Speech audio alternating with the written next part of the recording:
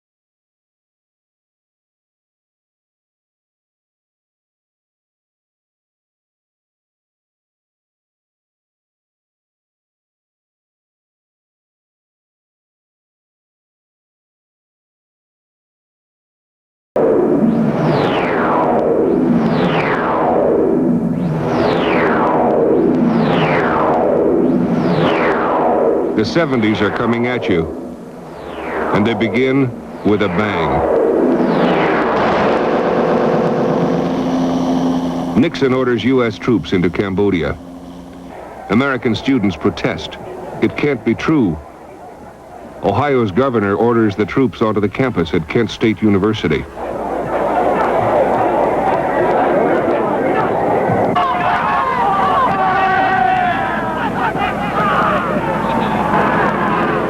Yelled, "Here it comes!" And it was, we looked up, and I was looking for a tear gas canister, and next thing I know, they were, shots were firing. So I jumped behind this car, and some kid yelled, "There were live bullets," because the car window shattered. Get that man, get him. Right over here, grab that one, right here, bring him over here. This guy said he's going to shoot somebody. The campus demonstration that turned into a massacre. Some guardsmen testify they never heard an order to fire, but fired because they saw others firing. When the smoke clears, there are 9 wounded, 4 dead. I was behind him, but they ran away. Parents of 4 slain students are paid $675,000 in damages by the state of Ohio, an amount to be shared with 9 wounded students, one of them crippled for life. Kent State, in a few years, begins construction of a gymnasium on the site some felt should be preserved as a landmark. And finally it was over. I got up to run away, and this guy says, "Oh my God, this girl's shot," and he picks her up, and she has this bloody spot on her jacket, and there's blood coming out of her mouth. And the decade begins with a bang at Kent State, an episode that ends with tears and lingering disbelief.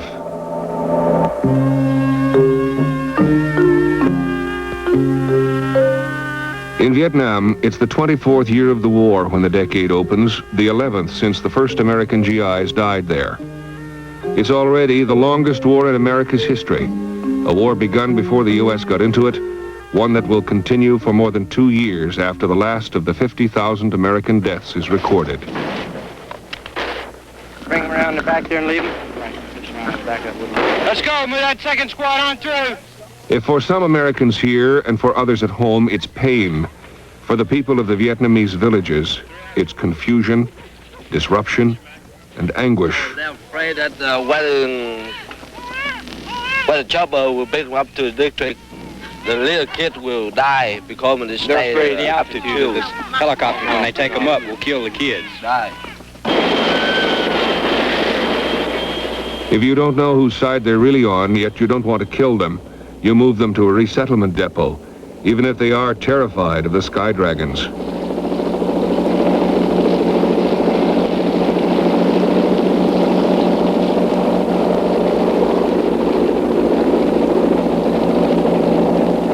Some panic, some try dope, but most GIs just do their time. Walking since early this morning, walking the last couple of days pretty steady with full pack on, and been burning a lot of hooches and stuff.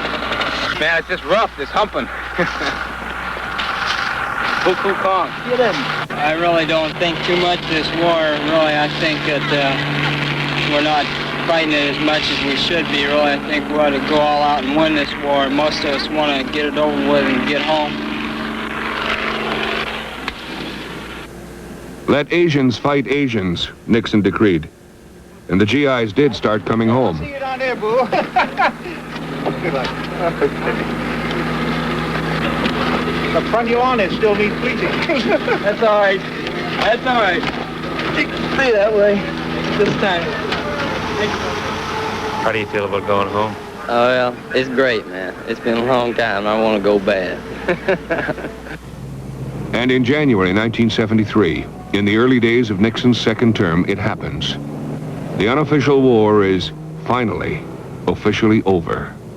We today have concluded an agreement to end the war and bring peace with honor in Vietnam and in Southeast Asia. The following statement is being issued at this moment in Washington and Hanoi. At 12:30 Paris time today, January 23, 1973, the agreement on ending the war and restoring peace in Vietnam was initialed by Dr. Henry Kissinger on behalf of the United States and Special Advisor Lee Duc-Tho on behalf of the Democratic Republic of Vietnam. The heroes are the some 600 POWs, some in Vietnamese prisons for 8 years or longer. Goes something like this. Brings there a man with soul so dead who never to himself has said, "This is my home, my native land. And I thank God that I am home." Thank you very much.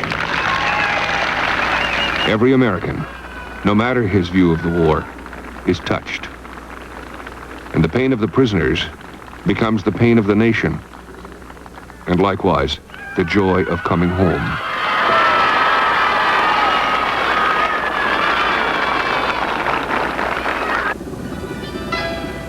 But in Vietnam, the war goes on.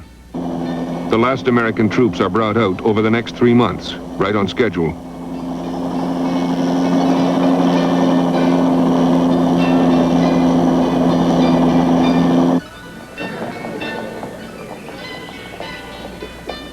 The people of South Vietnam are left to deal with a victory-flushed North Vietnamese invader as best they can. Within 24 months, the enemy has swept south, and he's soon on the outskirts of the capital.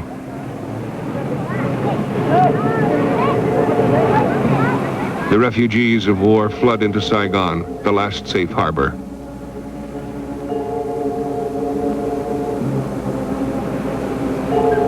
It is safe from the enemy for a time, but there is not enough room, or food, or medical attention. Waiting for the inevitable end is its own kind of misery.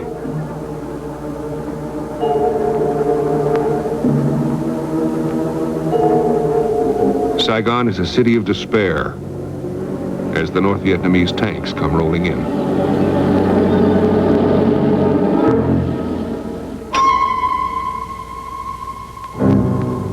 The American embassy misjudged the advance of the enemy, and the evacuation is hurried and hapless.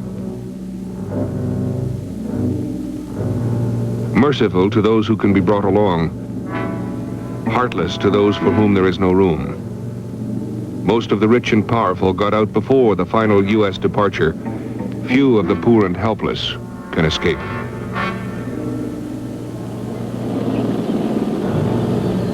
Within hours, the takeover is complete.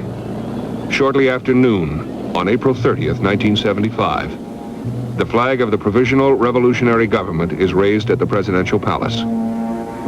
A century of Western influence in Vietnam is at an end. South Vietnam's General Dong Van Minh goes calmly with his captors to announce the unconditional surrender. President Thie's successor, Big Minh, headed South Vietnam for only 3 days. The flags are changed throughout the city. Apparently, the victory of the Viet Cong was not altogether unanticipated by Saigon's merchants and those anxious to demonstrate their new allegiance to the new order. All evidence of the old regime must go in what the new regime calls Ho Chi Minh City.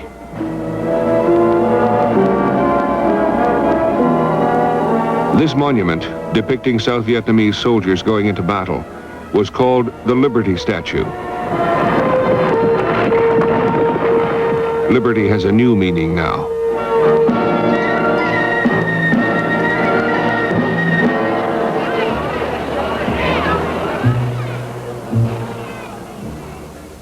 The liberty some prefer is not possible. The lucky ones escape on American choppers before the takeover. Others try to find new ways to freedom.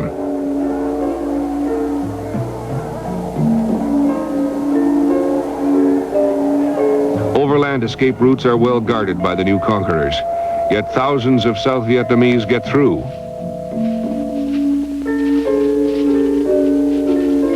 When the land routes are finally sealed, the only escape is by boat.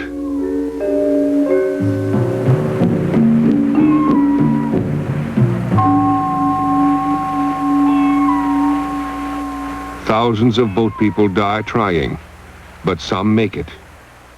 We met some big ships though. We wanted to get help from them, but they did not pay any attention. What we hoped was only that they stopped and gave us some food. We did not expect that they would take us up to the ship. But they just passed by and did not even take a look, even very close, you see. What did you think about on the boat? I think we can die because my boat very small. I think this country, this new country, I have a freedom and I have a future. Coming up, the Watergate hearings, when Decades returns. Decades returns to a prelude to the 80s, here on A&E. As the 70s open, the nation is trusting not only in God, but in Richard Nixon. He's riding high.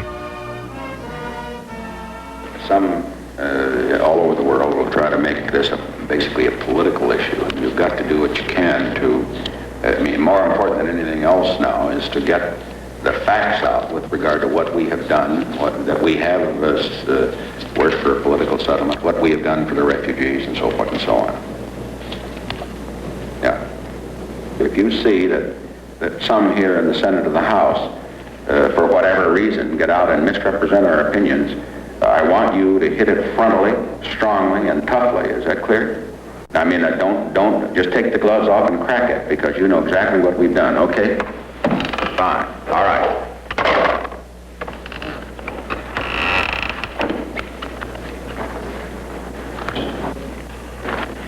Okay. You want to go over before we get into this meeting?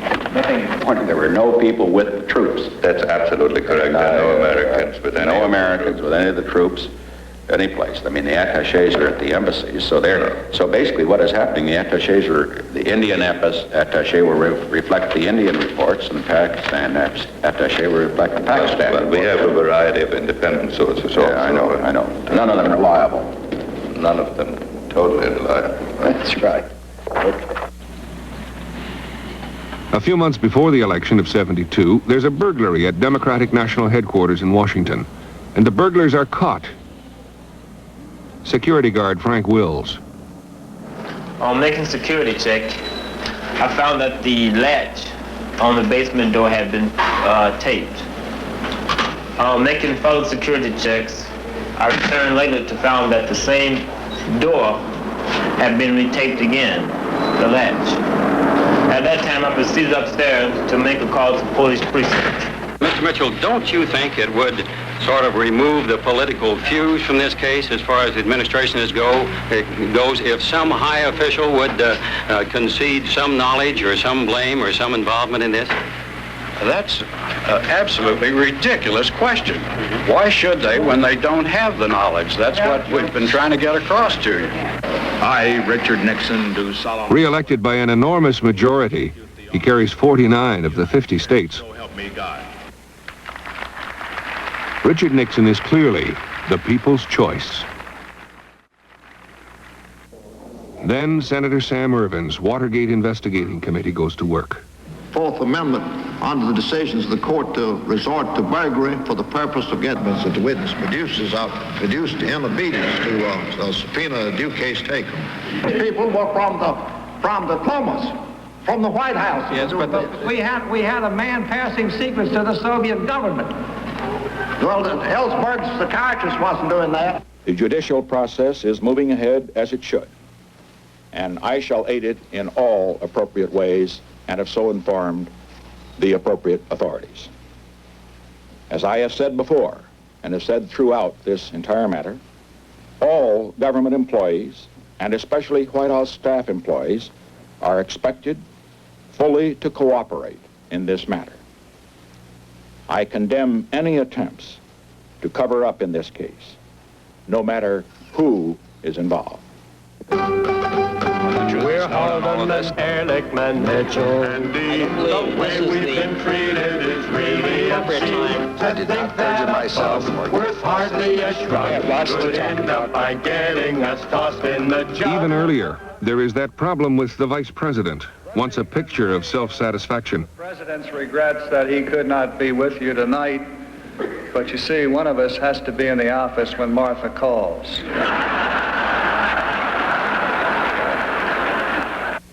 There is the Spiro Agnew watch. I can't take that one off. My wife gave it to me. She might complain. Even his tennis game is part of the national scene, though, as in this match with Republican Chairman George Bush, his service is erratic.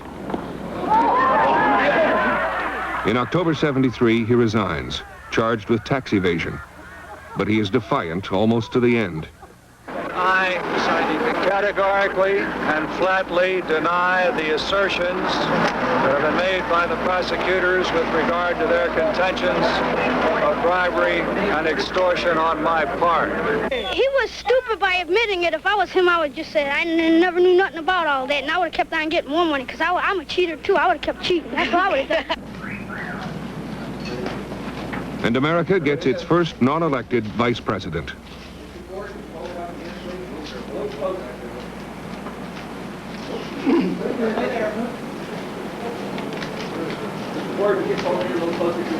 Vice President Ford is asked, will he run for the top job? I have a very firm answer. I have no intention of being a candidate for any political office in 1976. How do you feel, Mr. Vice President? I'm ready to go. It's a long way. Within 8 months, everything has changed. For the first time, a president of the United States is resigning. Thank you. Well, members of the cabinet, members of the White House staff, all of our friends here,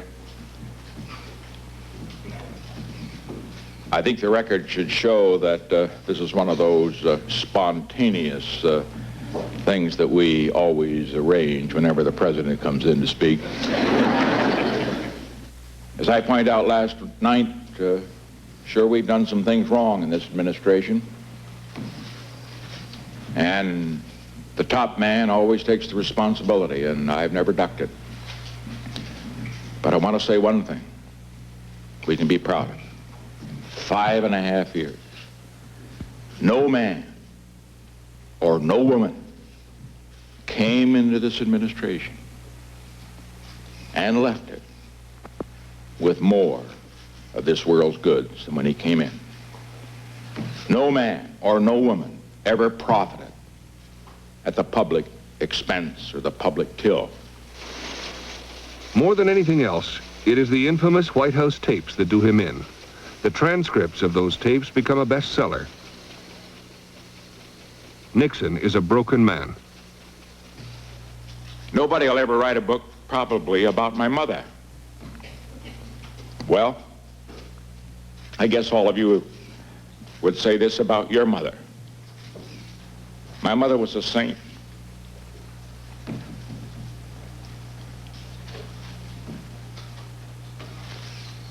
And I think of her, 2 boys dying of tuberculosis, nursing 4 others in order that she could take care of my older brother for 3 years in Arizona, and seeing each of them die.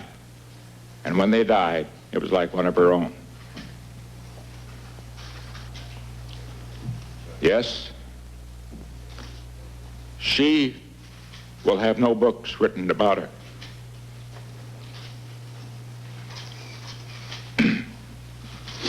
But she was a saint. Now, however, we look to the future.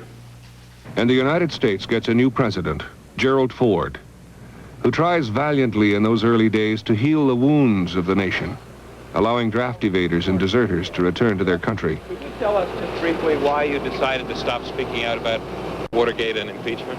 I really think it's better if I make no comment at this point, Ron.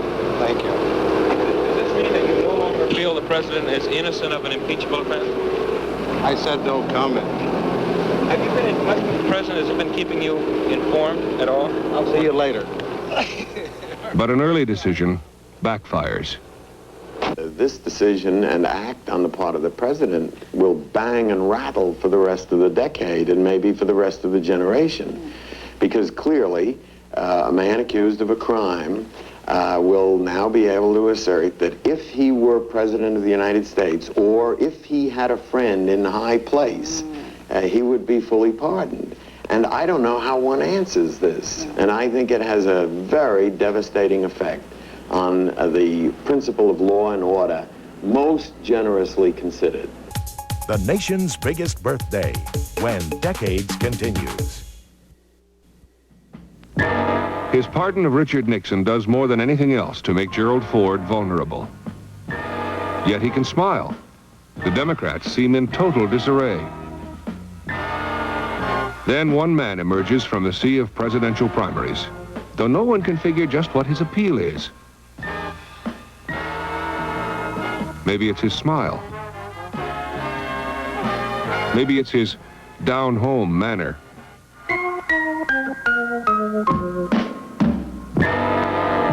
Some think the best thing he has going for him is his self-identification with the father of the country. I'll never tell a lie. I'll never make a misleading statement.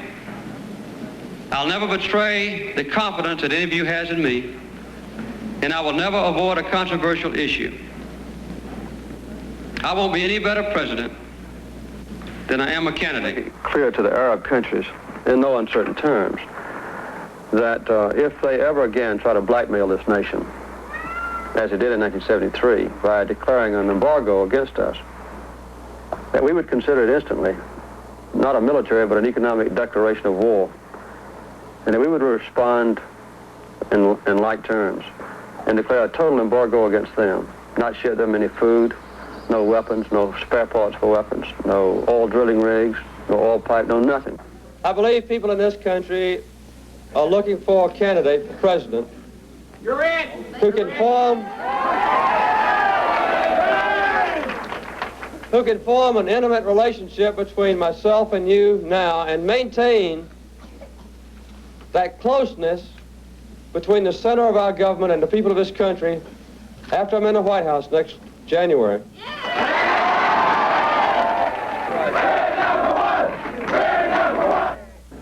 Another thing I have in common with these people on the stage is that we were all elected.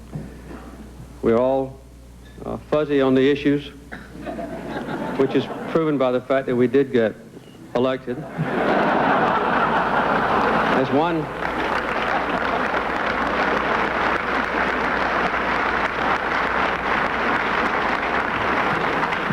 there's an advantage in being a presidential candidate. You have a much broader range of issues on which to be fuzzy. If there's one thing Americans like even more than a parade, it's a birthday party. In mid-decade comes America's 200th birthday, with Vice President Rockefeller and wife Happy taking on the official duties for President Ford. 1776 is the magic number. That many new citizens sworn in Chicago, that many Frisbees air-launched in Sheboygan. Show business personalities abound. Singer Johnny Cash and Telly Savalas. And those longtime parade crowd pleasers the Shriners in their mini cars. Red, white, and blue is the color combination of the year, even in hamburgers and in ice cream cones, some with flags a-waving, and guitars and banjos. The wounds of our parting in 1776 healed long ago. Americans admire the United Kingdom as one of our truest allies and best friends. In 70 years, there was a formal constitutional link between us. Your Declaration of Independence broke that link, but it did not for long break our friendship. The Queen gets attention at home as well, though it's a little less formal. For years and years, people have said, good old England, we fought 2 world wars, we won them. You know what I mean? So England's all about glory. Fine old England, the Lionheart and all that. Well, that's crap, you know. Well, there isn't any future for a kid now. I mean, there isn't, you know. The Sex Pistols, Johnny Rotten. God save the Queen! Fascist regime! It made you a moron! Potential H bomb! God save the Queen! She's not a human being! There is no future in England's dream! Tell me, Joanna, what you want. Tell me, Joanna, what you need. No future, no future, no future for you. God save the Queen.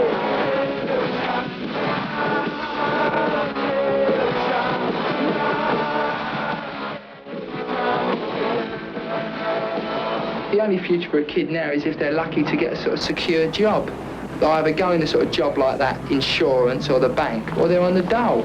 Or otherwise they're brickies and labourers and sort of dumb edge and they'll never get anywhere. A lot of people are opening up their eyes and finding out that all we've got is the past. We've got no future, you know. A real punker must dress the part. Teenage kids who follow punk rock in this country, in their style and form of dress is a total reaction against the packaging of youth clothing in this country.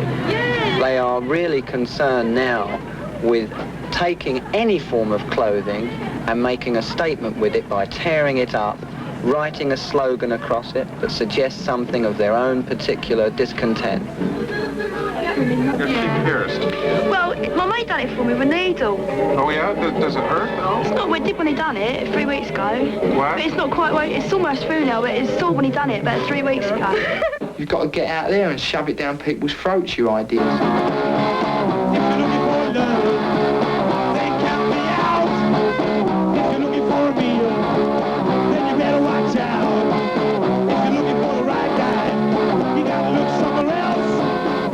You know, the message is honesty, you know, being on the same level as the kids in the audience. Punk rock becomes a coarse art form in Britain, then drops into that special abyss reserved for fads. Sid Vicious is charged with murdering his girlfriend in '78 and dies a few months later of a heroin overdose.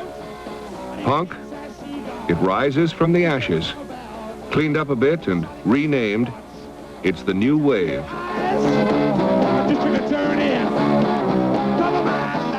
In a moment, fashion's short statement when Decades returns.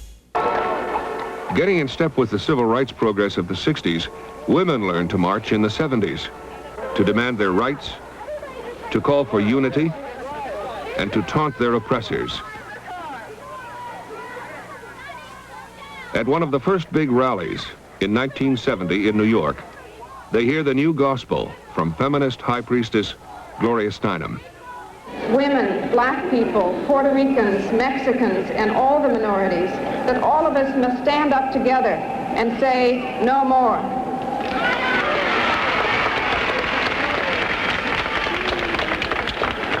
This inhuman system of exploitation will change, but only if we force it to change, and force it together. Unless men begin to recognize that something really profound is happening, mainly that women have caught on to the game. We don't know it completely yet. You know, we haven't really discovered the total anatomy of our oppression and of what they've been doing to us. But we do know that it's happening. We're on to it. And unless they accept this and stop developing just another new line to cope with that, there are going to be fewer and fewer relationships going on between men and women. That sober march of women through the 70s began with what seemed then a singing, swinging taunt to all men. You like our frame, you like our frame, a new kind of frame of mind, sweet in the sour, hands in the fist, a new kind of womankind. Open up, oh, we're closing down. Open up, oh, we're tearing down. Isolation. Sanctuary, basically medieval. Segregation based on gender inherently is evil. Open up, oh, we're closing down. Open up, oh, we're tearing down.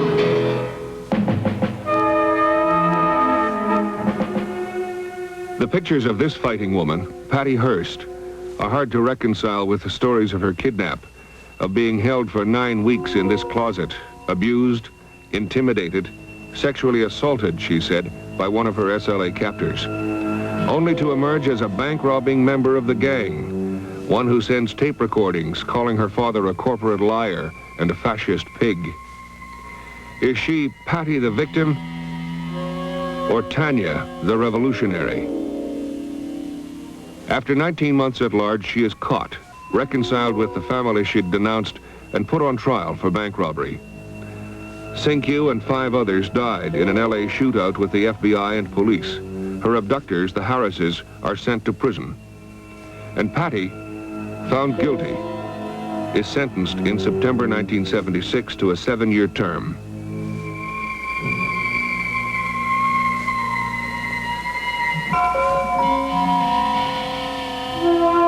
But there's lingering doubt of her role in the SLA rampage. And in February 1979, she's released from prison. An executive clemency order signed by President Carter.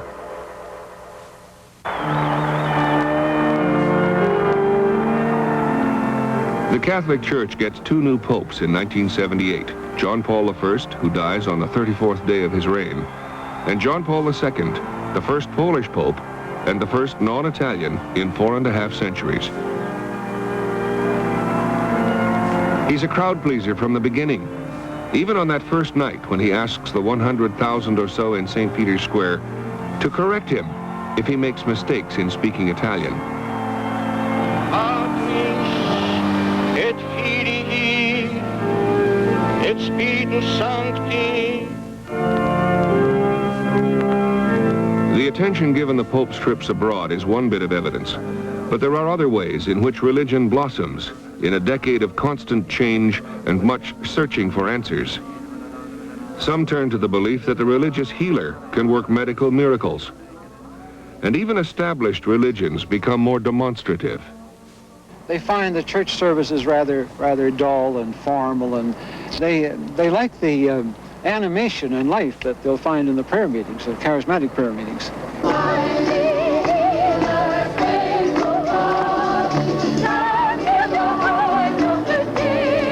I've seen people who were as closed in and withdrawn as I was, bloom. Thank you for being Glory to you, Lord Jesus. Hallelujah. Hallelujah.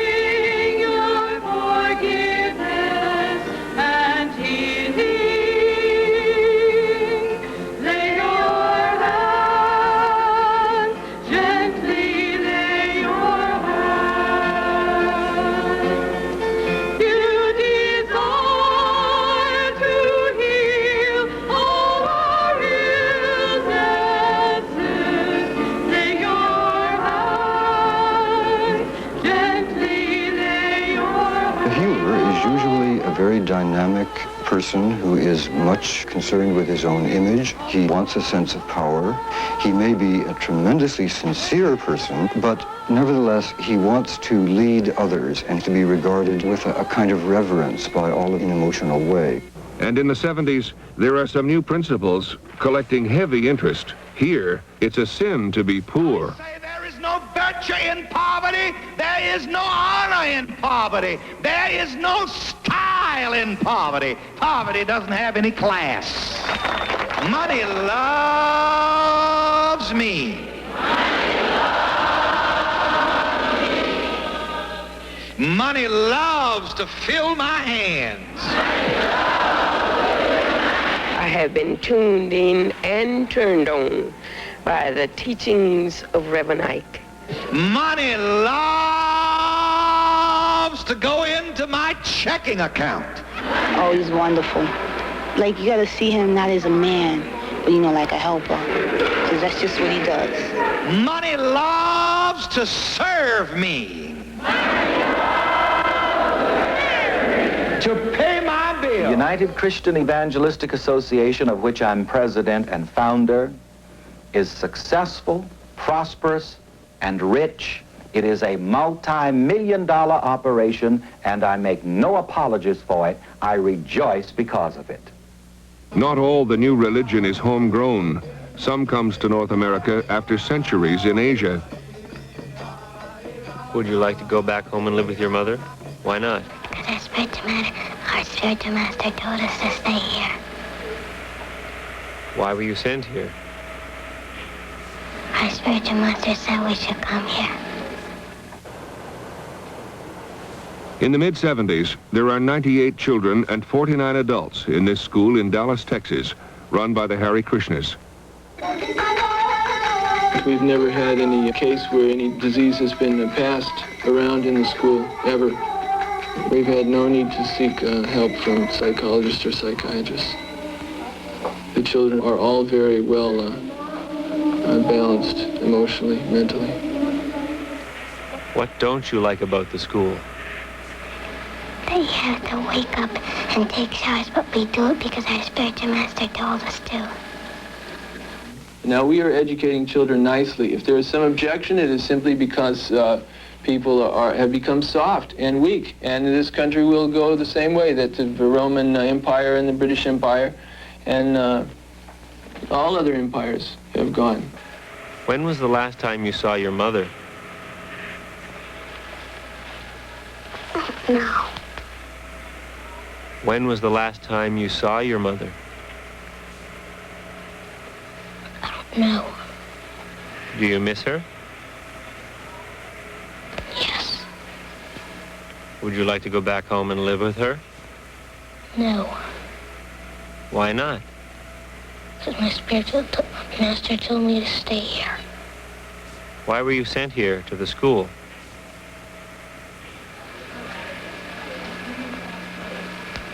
I don't know. What do you like best about the school?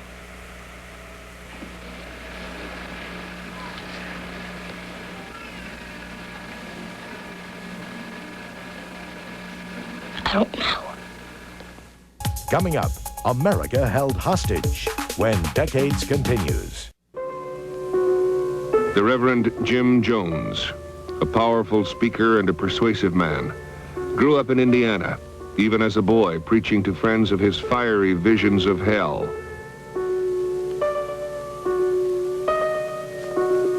He establishes the People's Temple in San Francisco, then moves his headquarters to a remote area in Guyana in 1977.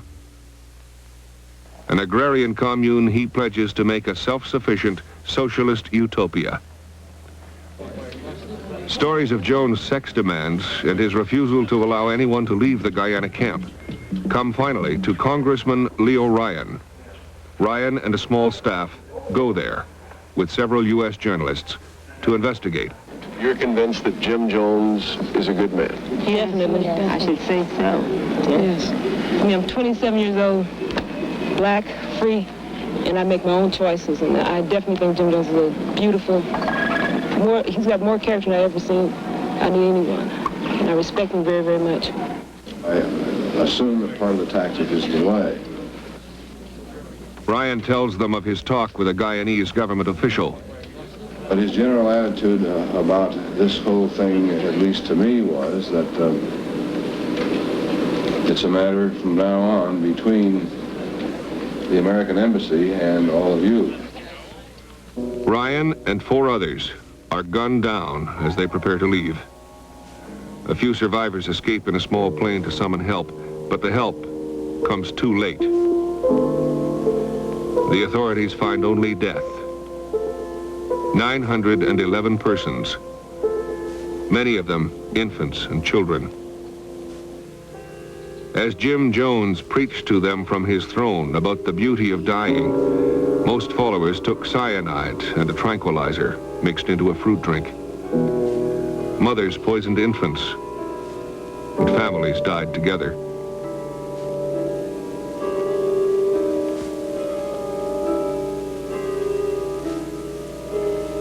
Some 70 bodies showed signs the cyanide was administered by needle, though no one knew for certain if the 70 were murdered.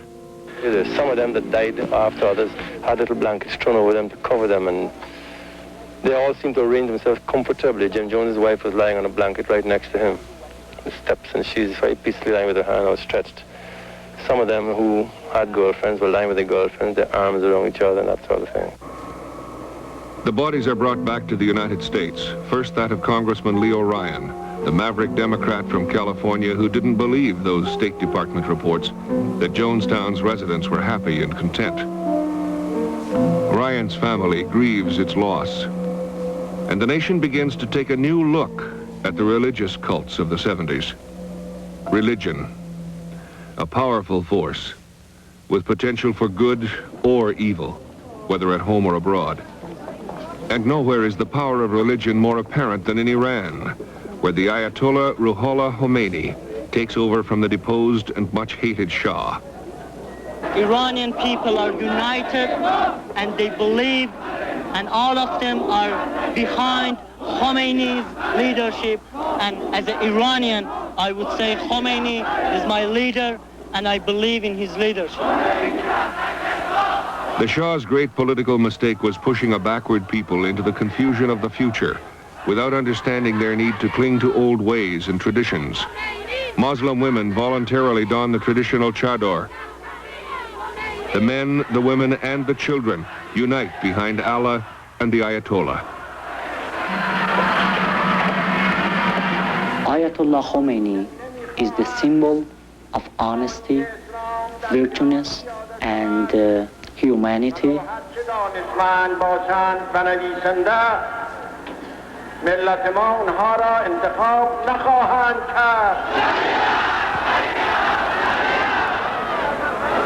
Islamic law, says the Ayatollah, is to be the law of the land. Ayatollah Khomeini, he's the greatest man that I have ever known. And I follow him because he just wants Iran for Iranian people. And when the Ayatollah denounces the U.S., the mobs demonstrate to emphasize their agreement. The U.S. is linked inextricably with the Shah. The American eagle is portrayed as a cross between Uncle Sam and Sesame Street's Big Bird. Then, on November 4th, 1979, Iranian students seize the American embassy and 63 hostages. The looted files, they say, show how the CIA controlled and interfered in Iranian affairs. In Iran, the revolution seems out of control. And in the U.S., mobs react with equal irrationality against Iranians living in America.